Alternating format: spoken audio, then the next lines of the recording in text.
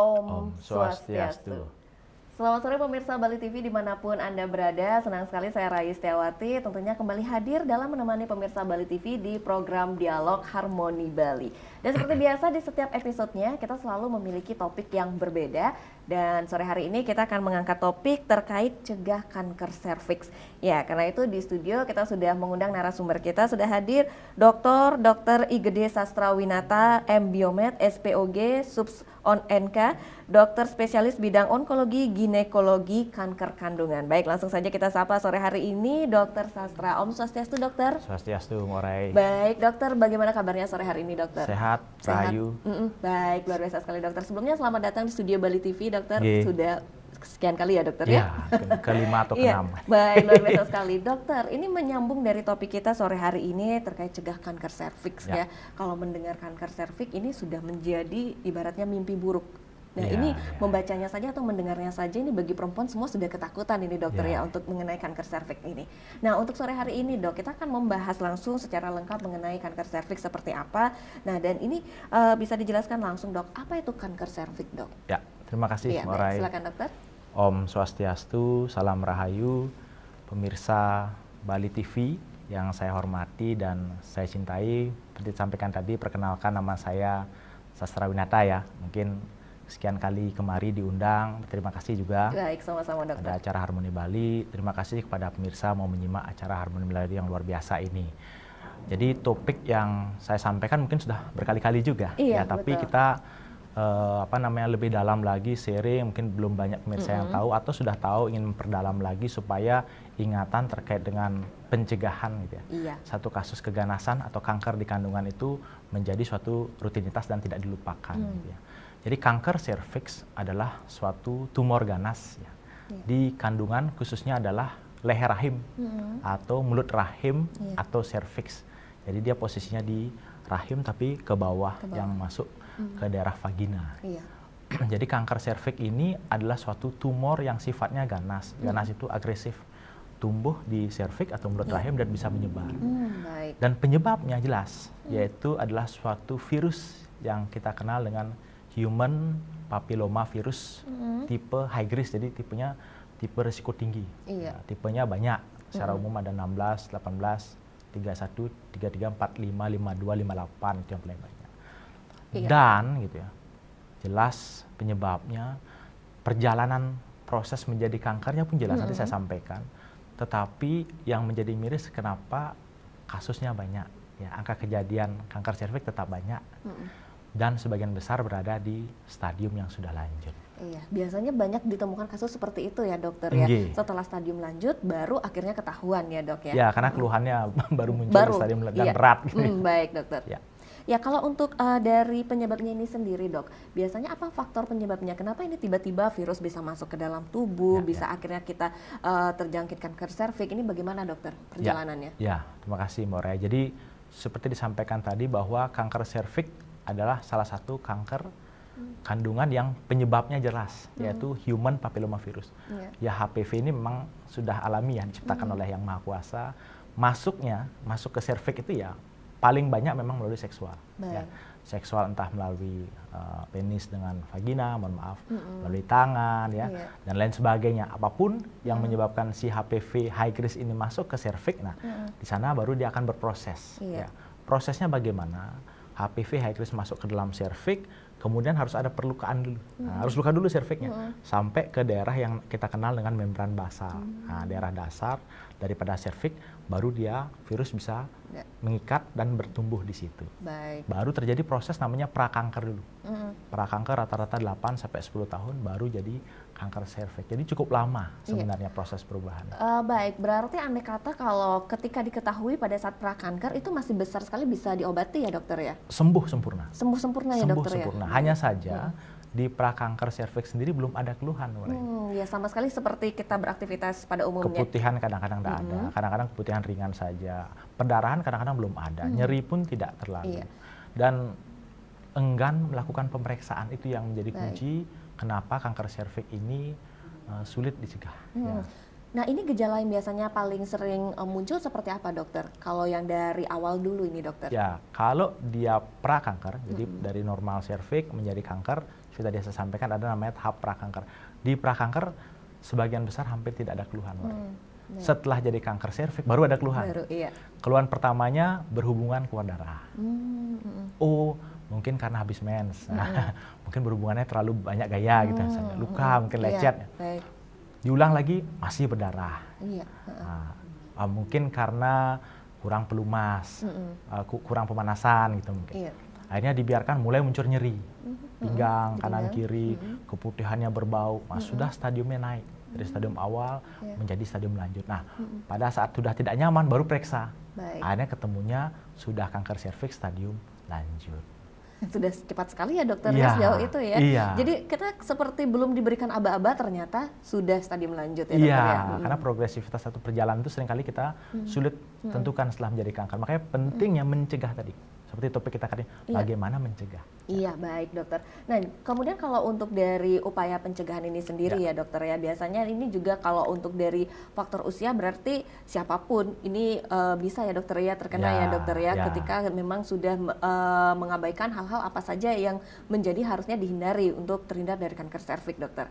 Ya, baik. Kemudian bagaimana, dokter, ini untuk upaya menurunkan peluang terkena kanker serviks, dok? Ya, seperti dengan tema kita sore hari ini, bagaimana mencegah.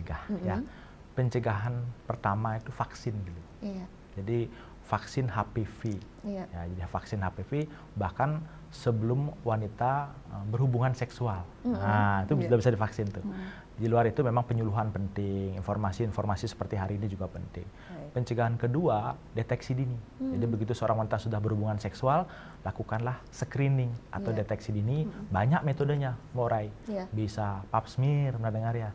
Bisa IVA test, bisa juga HPV DNA. Nah, tergantung daripada fasilitas yang dijangkau sejauh mana. Mungkin tapi yang saya tahu juga, dokter, ketika sudah melakukan tes itu tidak sekali ya, dokter ya, dan terus ya, dokter ya, dalam jangka waktu tertentu. Jadi benar. Jadi deteksi dininya jelas, ada IVA atau pap smear atau HPV DNA, dan dilakukan secara berkala. Jadi jangan sekali tapi 5 tahun yang lalu. Berkala dan di tempat yang benar. Di tempat yang istilahnya diyakini bahwa hasilnya bagus atau qualified lah. Silakan, boleh. Iya, baik. Itu berarti untuk jangka waktunya biasanya maksimal setiap berapa bulan atau berapa tahun sekali nih, dokter, untuk secara pemeriksaannya? umum kita menggunakan jangka waktu pemeriksaannya setahun sekali. Bahkan untuk HPV DNA ada khusus untuk menilai virusnya melalui pemeriksaan PCR. Apabila hasil HPV DNA high risk yang negatif, dapat diulang bahkan 3 tahun sekali. Jadi tidak perlu setahun sekali kalau HPV DNA. Tapi kalau pap smear dan IVA test setahun sekali cukup. Baik, dan biasanya ini, dokter, kendalanya walaupun meski biasanya pemeriksaan ini kan pemerintah sudah menyarankan dan gratis biasanya ya, dokter ya, tapi tetap saja banyak masyarakat yang enggan melakukannya karena takut ketika buka amplop itu, dokter. Jujur saya juga deg-degan dulu, dokter, kalau pada saat buka hasilnya ya, dokter ya. Kalau buka amplopnya si uang nggak apa-apa? Iya, nggak apa-apa, dokter, itu mau terus, dokter. Nah, tapi ini ketika kita melihat hasilnya ini deg-degan, dokter. Gimana cara mengatasi ketakutan itu, dokter? Jadi satu, sebenarnya bukan fasilitas kesehatan tidak memberikan peluang dan bahkan kemudahan ditanggung asuransi loh. Asuransi yang kita ketahui sekarang bersama ditanggung itu semua tercover. Hanya saja sebagian besar tidak tahu itu dulu. Jadi beberapa penelitian yang kita lakukan ternyata terkait dengan deteksi dini pencegahan kanker serviks, data menunjukkan sebagian besar masyarakat khususnya Bali tidak tahu itu dulu satu. Harus mencegah dengan vaksin. Dengan pap smear, dengan IVA HPV. Yang kedua, sebagian lagi itu tahu, tetapi merasa nggak perlu. Kenapa? Karena nggak ada keluhan. Karena nggak ada keluhan, apa? Ada keluhan baru periksa gitu. Yang terakhir tadi, takut buka amplop surprise itu. Iya, dokter. Nah, nanti seperti yang sudah disampaikan, dokter, ketika kita sudah berada di level stadium lanjut baru akan merasakan ada beberapa gejala-gejala yang terlihat. Kalau masih prakanker itu tidak terlihat sama sekali ya, dokter ya. Ya, ini dia yang menyebabkan kita menjadi ya memang harus dari awal sedeteksi mungkin untuk melakukan pemeriksaan itu ya, dokter ya. Benar sekali ya. Iya, jangan sampai kita takut hanya karena semisal mendapatkan hasil yang tidak diinginkan, kan bisa langsung dicegah ya, dokter ya? Benar, seperti tadi. Perubahan di awal sebelum ada keluhan, kita bilang prakanker. Apa itu dokter istilahnya ketika kita buka amplop, kemudian berarti memang terkena atau berdampak seperti itu dokter? Belum. Belum. Nah, buka amplop, buka amplop pap smear misalnya, iya. itu ada istilahnya ASCUS, iya. ASCH, AGUS, itu baru hanya kelainan sel saja, sitologi namanya. Jadi berarti itu sudah belum ada apa-apa, harus ada dipastikan lagi. Tapi itu sudah tetap harus konsultasi juga? Ya, harus dilakukan pemeriksaan lini kedua, lebih lanjut yang bisa dikerjakan oleh dokter spesialis obgyn. Ya, tapi sudah deg-degan luar biasa itu dokter. Ya, tapi jaminannya sembuh. Ya, baik. Dibandingkan dengan setelah menderita kanker serviks, tidak ada istilah sembuh. Baik. Kita hanya mencegah kekambuhan. Iya, jadi tidak masalah walaupun sudah diberikan warning seperti itu ya dokter ya, tidak masalah untuk mengulangi lagi, yang terpenting sehat terus dokter ya. Baik dokter, nanti kita akan lanjutkan kembali dan kita akan jeda terlebih dahulu pemirsa Bali TV. Dan baik pemirsa Bali TV, nanti kami ingatkan kembali bagi Anda yang ingin bergabung bersama kami dengan topik kita sore hari ini, cegah kanker serviks bersama Dokter Sastra. Nanti di segmen kedua Anda bisa bergabung di 0891 di 0361 894 8401 ya, dan kita akan jeda terlebih dahulu.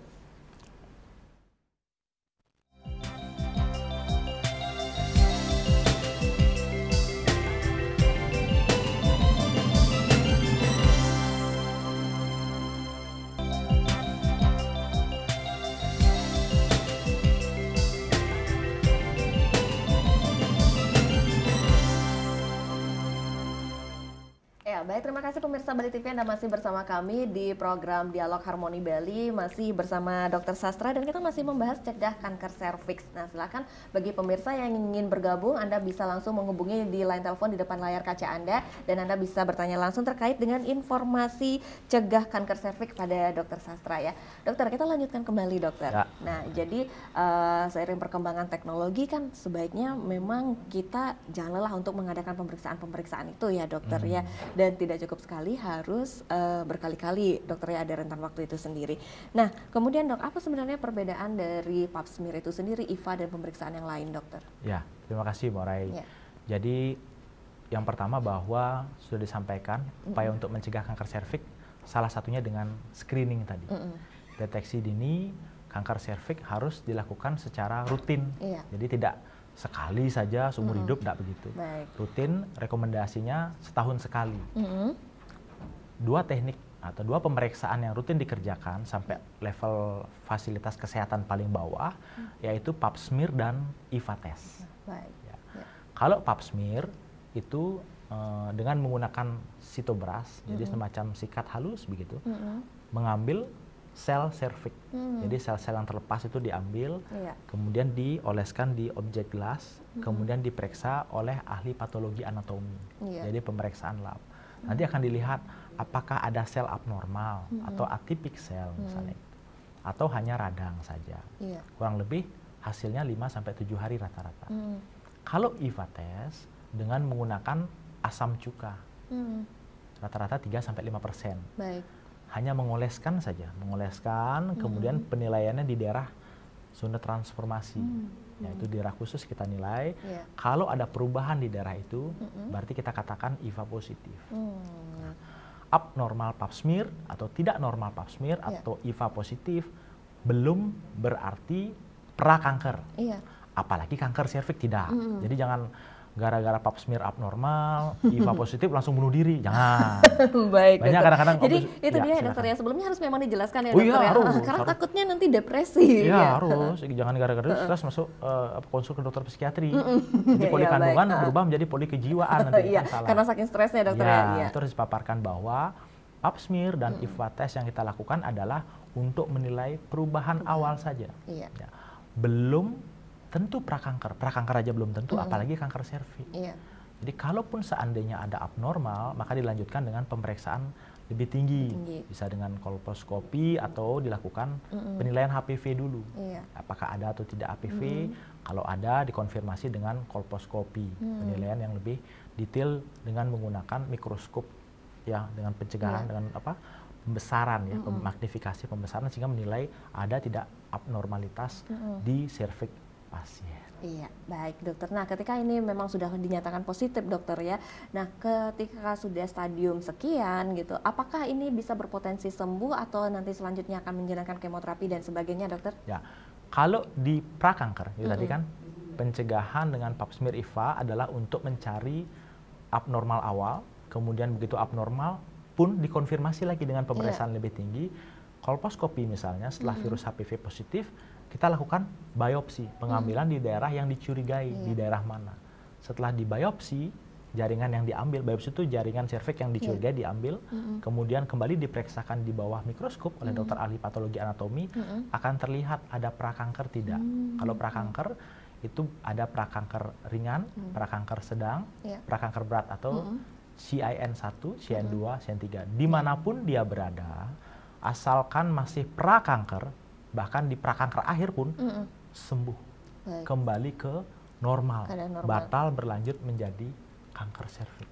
Tapi kemungkinan untuk kambuh lagi bisa dokter? Itu dirutinkan. Iya, jadi setelah normal, berarti tetap ya dokter ya? Cek lagi, itu tadi setahun sekali. Iya. Kalau sudah nih dokter, sudah di stadium akhir, berarti pengobatannya beda lagi dokter. Apakah masih bisa beraktivitas seperti biasa atau bagaimana dokter biasanya kondisi tubuh? Kalau di prakanker, kita masih berbicara prakanker. Masih di prakanker? Oh, prakanker. Prakanker akhir pun itu penanganannya standarnya cukup dengan namanya konisasi. Diambil lebih banyak, diyakinkan prakankernya sudah hilang. Begitu sudah hilang, udah normal ya. Iya. Nah, begitu sudah normal, seperti wanita pada umumnya, normal ya rutin kan setahun sekali. Iya, baik. Tidak ada yang namanya kemoterapi, apalagi radiasi, jauh sekali. Justru kita amankan pasien ini biar tidak jatuh ke kanker serviks. Nah, itu pentingnya pencegahan kanker serviks. Itu positifnya kalau rajin ya dokter ya untuk melakukan pemeriksaan ya. Kalau yang sudah kanker dokter, bagaimana ini dokter? Ya, jadi begitu sudah kanker biasanya pasien itu datang dengan keluhan, Borai. Jadi keluhan di awal, kalau dia aware dengan keluhan, biasanya berhubungan keluar darah. Tidak yang mencari-cari, oh mungkin karena ini, mungkin karena itu. Seringkali tidak begitu pasien yang aware. Langsung periksa, oh ternyata ada benjolan atau tumor di serviks yang rapuh, berdarah, kita biopsi, diperiksakan lagi hasil biopsi jaringannya, ternyata hasilnya adalah kanker serviks, apapun tipenya. Nah, setelah jadi kanker serviks, dari patologi anatomi itu baru kita tentukan stadiumnya, Borai. Ya, kalau dia stadium awal, ya stadium 1A, 1B, ya 2A gitu ya, masih bisa kita lakukan pengangkatan. Ya, operasi misalnya radikal histerektomi gitu ya. Pengangkatan kandungan sampai serviks sampai batas vagina, kelenjar getah bening dibersihkan. Kemudian diperiksakan lagi jaringannya. Apakah sudah terjadi penyebaran atau tidak? Kalau belum terjadi, observasi saja. Tapi kalau sudah, mau tidak mau kita lanjutkan dengan radioterapi dan tambahan kemoterapi. Baik, wah itu sudah yang tahap terakhir atau dokter, apa ada tahap lagi ya, untuk yang lanjut lagi, stadium awal, stadium pertengahan, stadium akhir. Begitu stadium akhir ya kadang-kadang kemoradiasi atau radiasi kemoterapi ditambah dengan paliatif. Paliatif itu ya membuat pasien nyaman, menerima kanker yang dialami dan menyiapkan diri menghadapi kematian. Wah, ini yang tentunya sangat miris sekali ya dokter ya kalau kita mendengar, apalagi sesama perempuan ya dokter ya.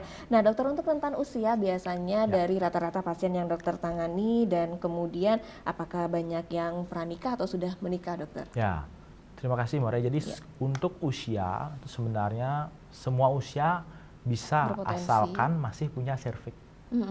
Jadi pasien-pasien yang sudah dilakukan pengangkatan kandungan, angkat rahim, sampai mulut rahimnya diangkat, misalnya oleh karena tumor jinak yang lain seperti mioma uteri atau adenomiosis gitu ya, itu pasti sudah bebas kanker serviks karena serviksnya sudah dihilangkan.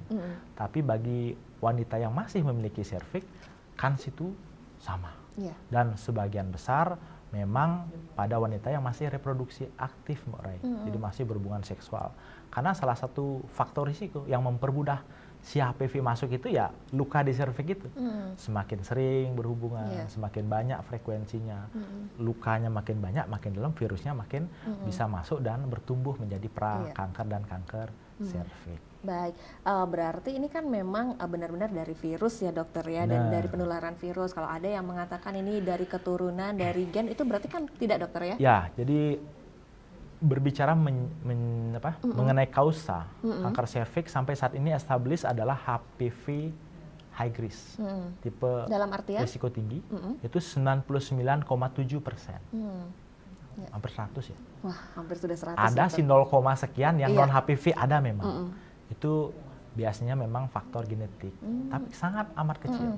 Beda dengan kanker kandungan lain, dan iya. mungkin kanker lainnya di luar kandungan, misalnya kanker ovarium itu memang murni adalah genetically. Iya. Endometrium juga di luar faktor risiko gula darah, hipertensi, memang faktor genetik berperan. Tapi di kanker serviks 99,7% adalah HPV, high risk. Baik, jadi itu dia yang harus dipahami masyarakat ya dokter ya. Karena biasanya banyak yang sering kita dengar itu adalah, oh ini karena keturunan ini, dan akhirnya itu dijadikan mindset sehingga merasa kalau tidak punya keturunan yang pernah mengalami kanker serviks aman. Nah, supaya jangan sampai berpikiran seperti itu ya dokter ya. Ya baik dokter, untuk dampak kesehatan lain ketika sudah tertular dari virus, ini apa yang biasanya terserang ataupun diserang lagi dokter dalam tubuh? HPV ya. Jadi kalau HPV high risk sebagai penyebab kanker serviks, di luar kanker serviks dia bisa juga di kanker bibir kemaluan dan vagina juga bisa. Ya, kalau dia berhubungan tidak hanya di vagina, bisa juga di anal, di anus juga bisa. Kalau dia berhubungan dengan gaya agak berbeda, misalnya melalui mulut, di daerah naso juga bisa, nasofaring itu juga bisa, mulut juga bisa. Sebagian besar memang rumahnya di serviks, kegemarannya di situ dia. Iya. Baik, jadi bisa ada banyak ya dokter ya. Nah tapi untuk keluhan lain apa ada komplikasi biasanya dokter setelah kita terkena kanker serviks dokter? Ya, jadi kalau komplikasi terkait sudah menderita kanker serviks tergantung dari sejauh mana si kanker itu bertumbuh. Jadi begitu kanker serviks stadium awal, di mana dia tumor ganasnya hanya di serviks saja, biasanya hanya perdarahan saja, perdarahan, keputihan gitu ya. Begitu sudah naik ke stadium 2, misalnya 2B, sudah mulai nggak nyaman di pinggangnya, nah, ngilu-ngilu ya gitu. Naik ke stadium 3, tulang panggul kena, udah mulai ada seringkali kendala di ginjal, ginjalnya bengkak, bengkak kanan kiri, hidronefrosis kita bilang, seringkali bahkan jatuh ke cuci darah. Kalau ke kandung kencing ya perdarahan lewat kencing, dan bahkan penyebaran jauh, jadi penyebaran di sekitar organ kandungan dan penyebaran jauh. Boleh dibilang berarti aktivitas sudah mulai di stop itu ya dokter ya, sudah tidak bisa beraktivitas lagi dok ya? Mau nggak mau dipaksa untuk mengurangi, dipaksa, karena suka memang paksa, sudah bisa, nyaman sekali ya.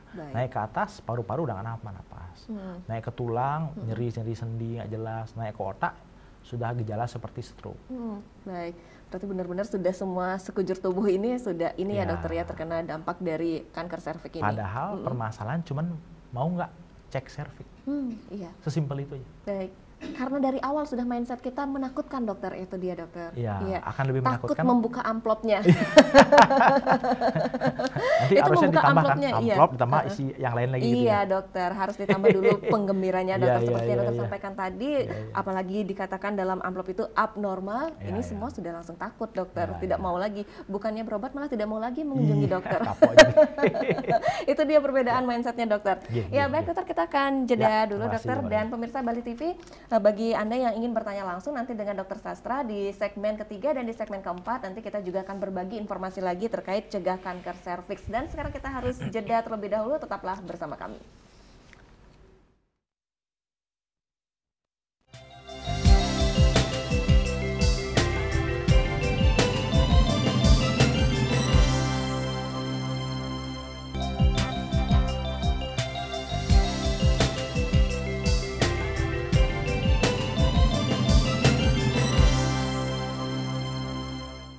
Baik, terima kasih pemirsa Bali TV, Anda masih bersama kami di program Dialog Harmoni Bali. Topiknya terkait cegah kanker serviks, dan kita dari tadi di segmen awal dan di segmen kedua kita sudah bahas mengenai bagaimana kanker serviks itu sendiri, kemudian tumbuh berkembangnya seperti apa, pencegahannya juga seperti biasa.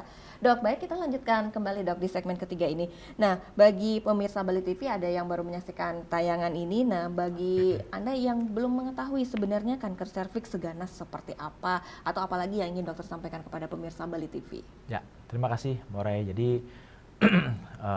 seperti tadi kita sampaikan di awal ya, jadi kanker serviks sampai saat ini masih menjadi momok Mbak Ray. Jadi di permasalahan di organ kandungannya itu oleh karena upaya-upaya mencegah kanker serviks sudah ada, ya penyebabnya sudah jelas ya. Banyak kasus kanker kandungan bahkan non kandungan di mana sampai saat ini penyebabnya nggak jelas ya. Multifaktorial, genetik A, B, C, macam-macam genetik yang dicek. Kalau kanker serviks lebih sederhana sebenarnya. Penyebabnya jelas, adalah HPV, Human Papillomavirus High Risk. Ya, jadi high risk itu tipe risiko tinggi. Pengecekannya ada, pemeriksaannya ada, deteksi dini perubahan awal kankernya juga ada. Sehingga menjadi permasalahan kenapa masih banyak kasus kanker ya. Sehingga motivasi itulah yang harus kita bangkitkan melalui acara Harmoni Bali di Banjar-Banjar mungkin, di rumah sakit atau fasilitas kesehatan terbawah untuk melakukan penyuluhan lah atau screening secara rutin. Sehingga apa?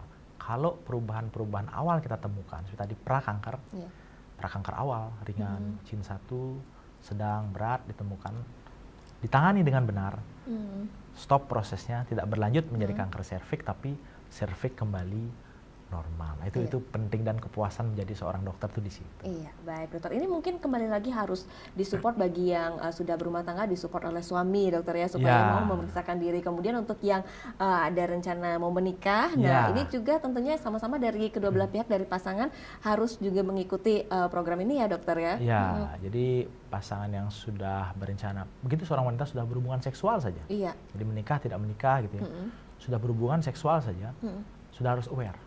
Ya, di serviks itu ada kemungkinan HPV itu nyangkut dia. HPV nyangkut, nempel di situ, entah mohon maaf dari tangannya, masuk dari luar nempel-nempel pasangan gitu. Ditransfernya melalui ya berhubungan paling banyak. Atau tangan masuk ke daerah serviks, apapun itu, si HPV nempel ke situ, sangat berpotensi menjadi perubahan prakanker dan kanker serviks. Jadi mau nggak mau karena kita nggak tahu HPV itu ada atau tidak, ya dicek gitu. Dan nggak bisa ngecek sendiri masalahnya. Bapaknya ngecek. Jadi memang semuanya itu harus dicek ya dokter ya. Nah ini yang biasanya sering sekali menjadi ketakutan. Nah kembali lagi dokter, untuk dari rentan usia, karena banyak yang biasanya berpikir, nah biasanya untuk yang kena kanker serviks kan semua berandai-andai saja. Paling yang sudah berumah tangga. Nah pada nyatanya kita banyak masih menemukan kasus yang masih sekolah pun dokter ya. Karena kembali lagi itu adalah faktor penyebabnya kalau sudah pernah berhubungan. Memang harus waspada dokter ya. Jadi begitu sudah berhubungan seksual, apalagi lebih awal, jadi lebih awal berhubungan seksual itu di daerah serviks itu lebih rentan luka dia. Dari itu lebih rentan luka, sehingga begitu HPV nempel saja lebih cepat masuknya dibandingkan dengan sudah lebih usia lebih naik. Baik, berpengaruh tidak dokter biasanya dengan siklus menstruasi? Kalau di awal perubahan prakanker sama sekali nggak ada keluhan. Berarti sama saja ya dokter ya, seperti sehat pada ya, umumnya. Sehat-sehat saja. Nah disitulah keengganan itu muncul. Keengganan itu muncul karena apa? Karena merasa sehat. Kadang-kadang kan konsep sehat sakit itu penting. Dokter, dan tadi kita juga sempat bahas ya dokter ya, untuk dari perjalanan kanker serviks ini tidak cepat ya dokter ya, jadi sangat lambat pelan tapi pasti dokter ya.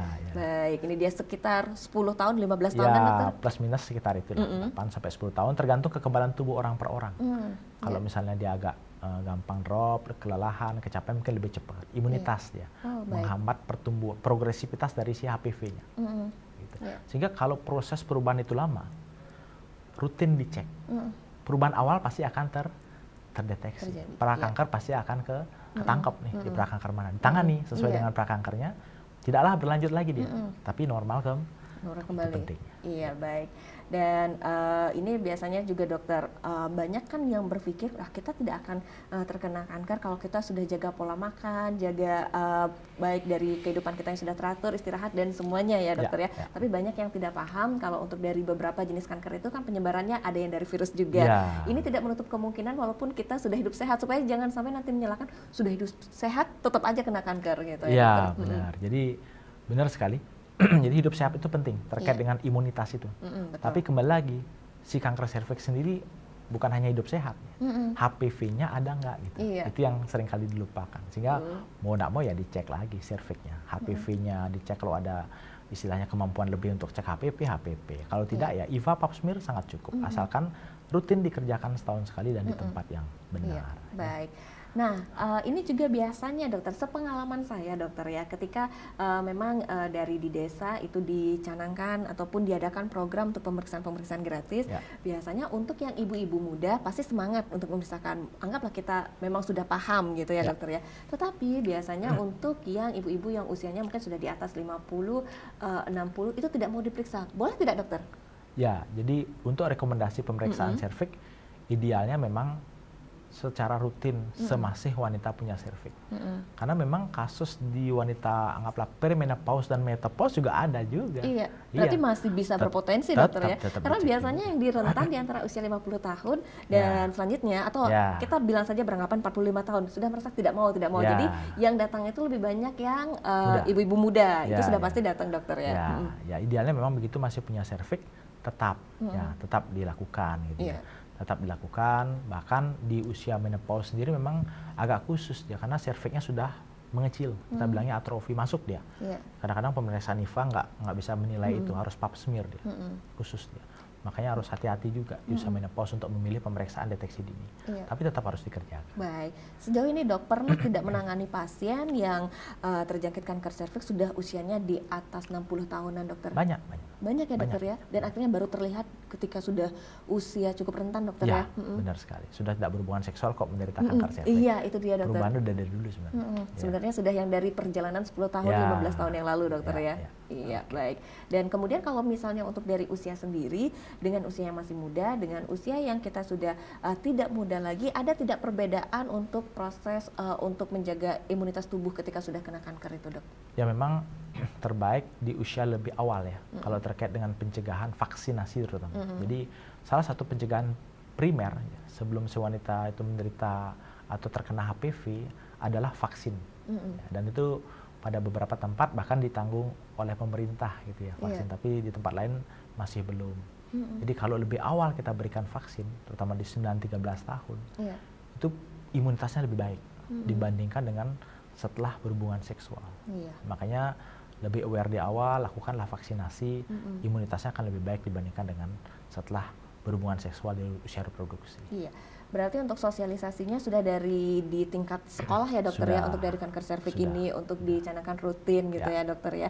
Soalnya kalau seingat saya waktu saya zaman masih sekolah belum. Maaf dokter, belum itu. Ada ya, mungkin pendidikan sekarang reproduksi. Sudah, dokter? Pendidikan reproduksi sudah ada. Ya, jadi memang dari awal harus diingatkan terutama untuk adik-adik kita ya dokter ya. Ya baik, dan kembali lagi pemirsa Bali TV, kami ingatkan bagi pemirsa yang ingin ikut untuk berinteraktif, ingin bertanya langsung dengan Dokter Sastra seputar keluhan topik kita sore hari ini, cegah kanker serviks, langsung saja bisa bergabung di line telepon yang sudah tersedia di depan layar kaca Anda. Ya kembali lagi dokter sambil menunggu penelpon yang masuk dokter. Nah untuk mereka yang saat ini sudah terdiagnosa ternyata ya memang positif kanker serviks dokter. Nah bagaimana sekarang caranya untuk kita ya bolehlah dikatakan mengikuti proses seperti radiasi, kemoterapi untuk menguatkan diri dokter. Bagaimana, apa yang biasanya dokter lakukan kepada pasien? Ya jadi yang pertama bahwa begitu seorang wanita menderita kanker serviks, kita harus menjelaskan. Jadi menjelaskan secara detail, detail yang kita bisa jelaskan sesuai dengan bahasa pasien terkait dengan permasalahan yang dialami. Jadi misalnya kanker serviks stadium awal atau stadium lanjut itu harus dijelaskan. Jadi jangan lagi ada upaya untuk menyembunyikan. Kadang-kadang kan ada beberapa keluarga yang dok nggak usah diceritain, gitu ya. Kalau saya sih cenderung untuk menyampaikan. Di awal memang ada fase penolakan ya, menolak, tidak menerima, tapi ujung-ujungnya pasti akan menerima. Kemudian ada fase emosi, marah gitu ya. Akhirnya terakhir adalah acceptance, penerimaan ya. Begitu penerimaan, cenderung akan menyerahkan diri ya, secara medis, penanganan apa yang dilakukan sesuai dengan stadiumnya. Baru di situ kita memasukkan porsi-porsi spirit ya, spiritualitas untuk meningkatkan keyakinan pasien, karena tidak hanya fisik saja yang kita tangani, begitu menderita pasien kanker, tetapi lebih banyak spiritnya. Iya, setuju. Ya, karena kalau fisik saja ya jujur saja sudah hancur-hancuran dalam kondisi kanker serviks. Apalagi dari kita lihat fisik ketika untuk pengobatan kemoterapi dan radiasi itu kan fisik sudah otomatis berubah dokter ya. Berat badan menurun drastis, rambut rontok. Benar. Jadi penanganannya bahasa medisnya holistik ya. Tidak hanya menangani fisik kanker serviksnya saja, tetapi mental, kejiwaan dan spiritualitas. Ya, itu yang biasanya saya berikan dalam rangka setidaknya menguatkan keyakinan pasien dan keimanannya gitu. Pernah bertemu dokter dengan pasien yang dia merasa sudah lelah untuk berobat dan akhirnya tidak mau berobat lagi, pernah dokter? Banyak ya, lelah, tidak mau menerima, bahkan tidak mau menerima beliau mengalami sakit kanker gitu. Iya. Banyak juga, ya, tapi tidak boleh dipaksa. Kita hanya menjelaskan, kita hanya memberikan semangat, kasih informasi ke keluarga, dibiarkan. Iya. Akhirnya mau tidak mau yang menerima sendiri. Proses itu kan pasti terjadi. Iya. Begitu menolak pertama, marah, tidak terima, bertanya ini itu, akhirnya balik lagi. Iya. Dok, untuk usia itu sendiri kan memang semuanya itu adalah tergantung dari kuasa Tuhan Yang Maha Esa, dokter ya. Tapi untuk dari di segi kedokteran itu sendiri, ketika pasien sudah didiagnosa memang positif kanker stadium akhir, ini apakah dokter menjelaskan kurang lebih persiapan untuk penerimaan ini atau hal-hal yang tidak diinginkan, ini kurang lebih beberapa bulan atau setahun, apakah itu dijelaskan juga dokter? Biasanya? Ya, kalau saya pribadi berbicara angka, jarang ya kalau saya pribadi ya. Iya. Angka sih bukannya tidak tahu, bisa. Berarti setiap pasien beda-beda dokter? Beda-beda. Iya. Ya, jadi kalau saya pribadi menjelaskan terkait dengan kanker serviks stadium lanjut, harapan hidup 5 tahunnya sekian %, saya jarang ya, jarang. Ada, tahu ilmunya tapi jarang. Itu akan membuat mental spiritualitas pasien dan keluarga akan sedikit drop. Kecuali kalau pasien atau keluarga bertanya. Kalau saya sih cenderung akan memberikan penjelasan bahwa perjalanan proses itu harus dijalani. Di kanker serviks misalnya stadium 4 atau 3 atau 4 yang sudah menyebar ke misalnya ke otak, ke apa namanya paru-paru, ke tulang, itu cenderung untuk memberikan semangat ya untuk menerima penyakit yang dialami. Sambil kita berikan obat-obatan atau penanganan untuk mengurangi keluhan. Itu yang paling penting supaya dalam menerima penyakitnya merasa nyaman. Palliative care itu. Porsi palliatif itu di situ. Jadi memberikan obat nyeri, kemudian support nutrisi, entah melalui ini, selang atau infus, ya. Kemudian obat-obat untuk mengurangi keluhan di lambung biasanya. Paling berat itu kan nyerinya. Nyerinya nyeri kronis. Kadang-kadang obat nyerinya harus kombinasi. Dan tadi juga disampaikan cuci darah juga iya dokter ya? Kalau dia sampai menyumbat saluran kencing, karena dia kan stadium 3 ada tulang panggul ya. Karena kan ke tulang panggul, di situ akan menyebabkan aliran kencing dari ginjal ke kandung kencing terhambat, sehingga terjadilah kondisi gagal ginjal. Baik. Kalau kita bayangkan itu sakitnya luar biasa sekali ya dokter ya. Ibarat kita sakit kepala aja itu sudah sakit sekali dokter, apalagi ditambah dengan serangan sebanyak itu ya dokter ya. Sehingga karena kita tahu fisiknya sudah tidak nyaman, porsi yang lain kita bisa masukkan, sehingga istilahnya menerima, tidak ingin bunuh diri yang gitu-gitu ya. Baik. Ya, tidak ingin bunuh diri dan perjalanan berikutnya lebih nyaman. Saatnya lepas dari jiwa, lepas dari tubuh, setidaknya lebih nyaman. Iya, baik. Dan berarti ditunggu pengobatan terus ya dokter ya, sampai memang karena kita untuk berbicara angka ataupun harapan hidup itu tidak boleh diprediksikan ya seperti itu dokter ya. Sifatnya individualis ya, orang per orang dia. Iya. Ada stadium lanjut tapi fight semangatnya tinggi panjang deh. Iya, baik. Luar biasa ada stadium sekali. awal, ada stadium awal masih stadium 2 gitu, bisa dioperasi, di kemo, radiasi sudah, tapi cepat kambuh. Iya. Baik, setiap orang berbeda ya dokter ya. Baik dokter, kita akan jeda terlebih dahulu. Pemirsa Bali TV tetaplah bersama kami, kita akan segera kembali setelah jeda iklan berikut ini.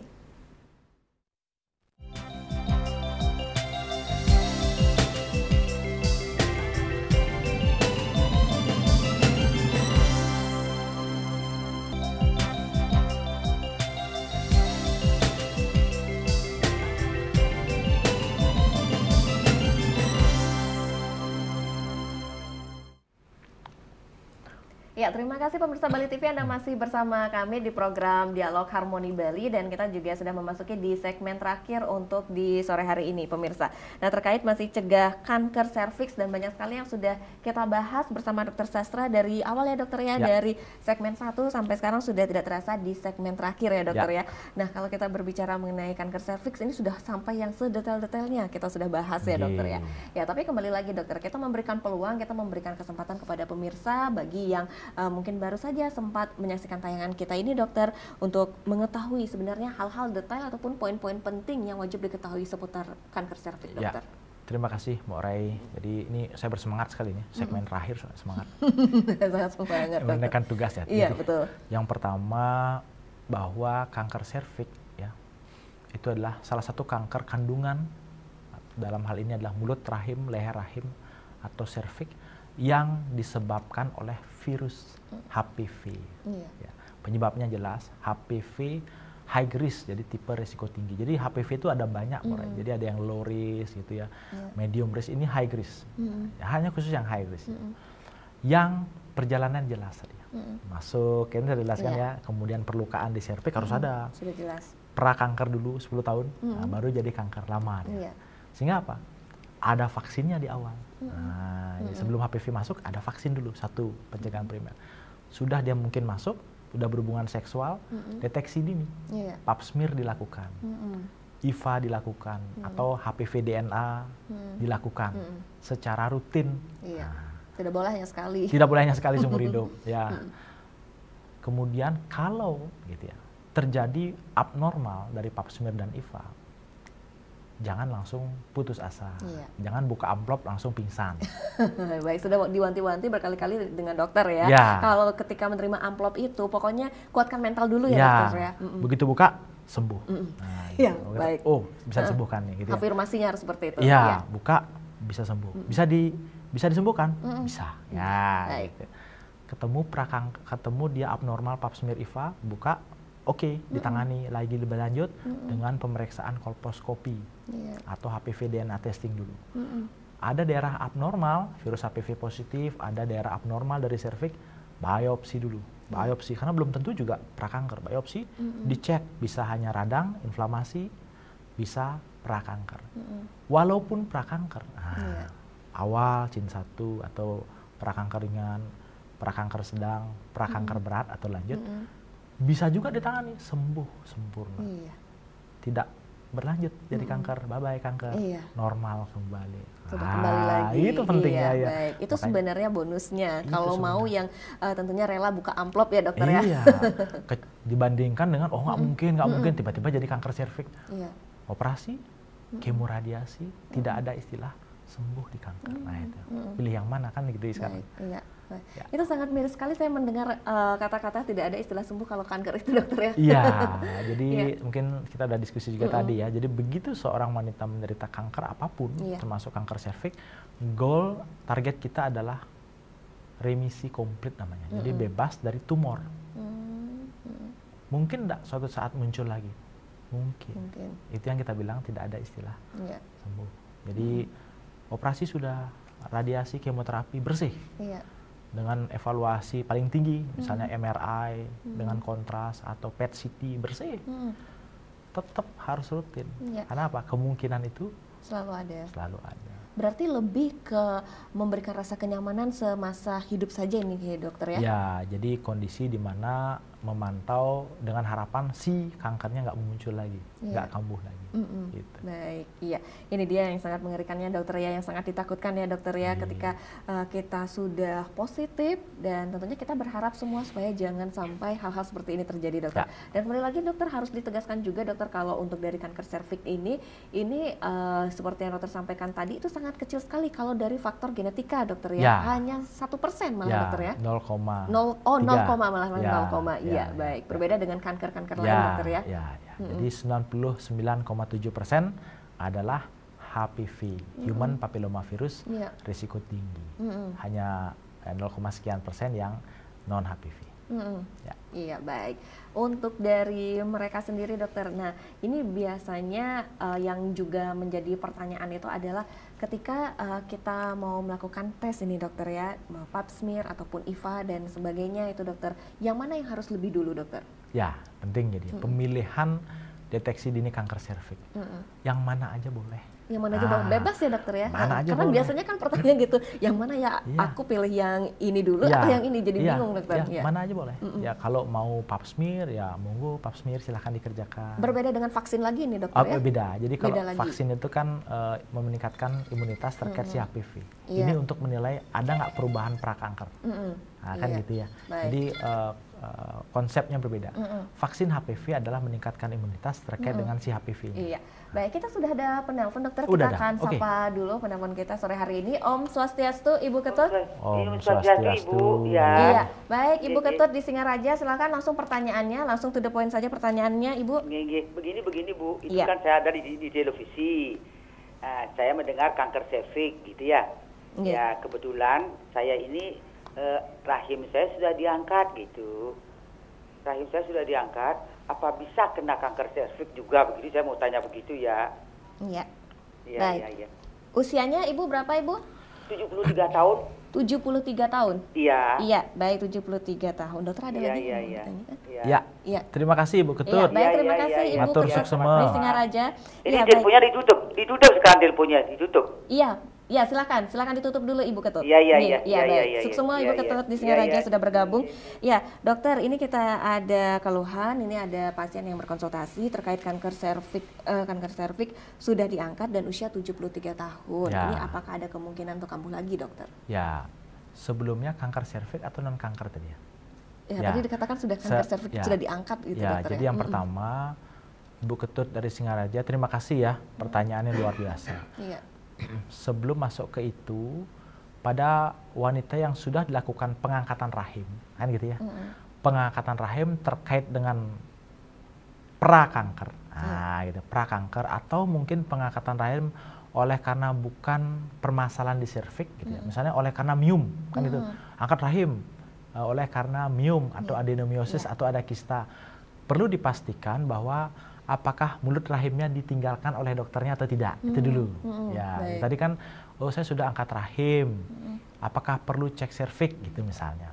Kalau ternyata diangkat rahim, mulut rahimnya itu tidak dicek, tidak diangkat, wajib cek serviks. Itu ya, paham ya? Ya, diyakinkan sama dokternya. Jangan sampai udah angkat rahim nggak perlu cek serviks gitu. Ternyata ketemunya kanker serviks. Baik. Yang kedua, kalau seandainya dulu sudah dilakukan angkat rahim, ya kan gitu, angkat rahim, kemudian dari biopsinya sebelumnya ketemu prakanker, nah, sudah selesai urusannya. Baik. Yang penting yang diangkat rahim sampai mulut rahimnya. Iya, baik. Ya, asalkan rahim, mulut rahim sudah diangkat, tidak perlu lagi cek serviks karena rahimnya sudah, karena mulut rahimnya sudah tidak ada. Gitu. Baik. Ya, oke. Jadi itu Ibu Ketut ya. Ada lagi, Ya, dokter? kalau kan tadi soalnya banyak kemungkinan. Iya, betul. Ternyata dulu sudah dibiopsi ternyata kanker serviks. Nah, ini tadi pertanyaan terakhir ya. Ternyata dia kanker serviks. Nah, kanker serviks setelah dilakukan pengangkatan rahim itu dinilai sudah ada penyebaran tidak. Apa yang dinilai? Kelenjar getah bening, parametrium kita bilang pinggang rahim, vagina, ya gitu ya. Kalau belum ada penyebaran, lanjut dilakukan observasi, Bu Ketut. Jadi observasi itu pemantauan. Sudah dilakukan pengangkatan rahim, pengangkatan kelenjar getah bening, dinyatakan oleh dokter kandungannya bahwa sudah bersih, tidak ada penyebaran, gitu. Cukup dilakukan pemantauan saja. Observasi berkala, kadang-kadang 3 bulan dulu, 6 bulan, bagus tahun. Gitu. Dengan metode pilihan, mau USG, CT scan, abdomen dengan kontras, MRI, PET CT, silahkan yang mana. Yang dari rendah sampai yang tertinggi. Kalau misalnya setahun sekali masih belum ada, rutinkan terus seumur hidup. Baik. Ya. Mungkin nggak kambuh tadi. Kemungkinan itu selalu Kalau ada, sudah dokter. kanker Iya. serviks. Iya, baik. Paham Dan ya ini- kira-kira ya? Iya, paham dokter. Ini dari Ibu Ketut kita sangat apresiasi sekali dokter Ya, ya, karena terima di kasih, Bu usia 73 tahun ini masih benar-benar sangat peduli sekali dengan Ya. kesehatan dan ini yang harus ditiru dokter ya. Benar. Iya. Bu Ketut aja 70 tahun, iya. Masa Bu Wayan Yang muda-muda. 30 tahun tidak. Iya, jadi memang benar-benar harus kita dari awal untuk peduli baik yang prakanker ataupun yang sudah ya dokter ya, harus tetap untuk rajin berkonsultasi dan tentunya rajin untuk berobat. Jangan takut buka amplop itu dulu ya dokter ya. Itu jangan yang biasanya takut sebelumnya jangan takut ngangkang dulu ke dokter kandungan. Kadang malu buka gitu, enggak. Iya. Setelah jadi kanker serviks nggak akan malu deh. Baik. Dan biasanya alat-alatnya itu dokter mengerikan. Oh, itu begitu juga, ya? iya. Oh, ya. Atau mungkin dirubah alatnya dokter. Nanti minta dokternya biar bukanya jangan keras-keras. Iya, baik dokter. Nah, ini dia yang tentunya harus menjadi evaluasi kita bersama, terutama untuk perempuan, kita harus benar-benar peduli dengan kesehatan kita dan jangan terlalu meyakini dan jangan kita mendiagnosis sendiri ya, Ya, dokter ya. benar. Terkadang kan mendiagnosa sendiri, saya sehat kok, tidak apa-apa. Jadi tidak mau pap smear, tidak mau IVA, dokter ya. Ya. Dokter, ini waktu kita kurang lebih tinggal 2 menitan lagi. Silakan dokter untuk harapan-harapannya Ya. kepada pemirsa Bali TV. Terima kasih Mbak Rai. Terima kasih pemirsa Bali TV yang saya hormati, cintai dan sayangi. Khususnya tadi Bu Ketut yang sudah menelpon dari Singaraja. Iya. Terima kasih banyak. Yang pertama, perlu kita aware, tahu bahwa kasus kanker serviks itu masih tinggi, teman-teman. Yang kedua, penyebabnya jelas, HPV. Ya. Jadi bukan lagi faktor genetik, bukan lagi faktor multifaktorial yang tidak jelas, HPV. Yang berikutnya lagi, pencegahan itu harus dilakukan. Ya, tidak mungkin lagi berpikir, oh saya tidak pernah bergonta-ganti pasangan, saya tidak mungkin terkena karena saya setia, saya tidak mungkin terkena karena saya bersih. Tidak berpikir begitu. Lakukanlah vaksinasi, ya. Lakukanlah deteksi dini kanker serviks, entah metode pap smear, entah metode IVA, atau bahkan HPV DNA secara rutin di tempat yang benar. Itu saja. Iya, baik. Terima kasih sekali Dr. Sastra, ini penjelasannya ini sudah sangat luar biasa sekali ya. Jadi sore hari ini kita banyak sekali diedukasi seputar kanker serviks yang awalnya saya pun sendiri juga takut, dokter. Kalau dengar ada pemeriksaan apalagi yang diwajibkan, itu takut kayak ingin kabur, dokter ya. Tapi sekarang sudah tidak lagi karena memang sudah jelas sekali ini demi kebaikan kita bersama, terutama untuk perempuan-perempuan semuanya, dokter ya, untuk mencegah kanker serviks. Terima kasih Dr. Sastra sudah hadir studio Bali TV, sudah memberikan banyak sekali edukasi untuk sore hari ini. Ya, baik, dan pemirsa Bali TV, demikianlah program dialog kita sore hari ini terkait informasi mengenai tentang cegah kanker serviks, dan tentunya dari sore hari ini kita banyak sekali mendapatkan ilmu yang sudah diberikan oleh narasumber kita. Akhir kata, saya Rais Setiawati beserta seluruh kru kerabat kerja Bali TV mohon pamit undur diri. Sampai jumpa. Om Santi Santi Santi Santi Om.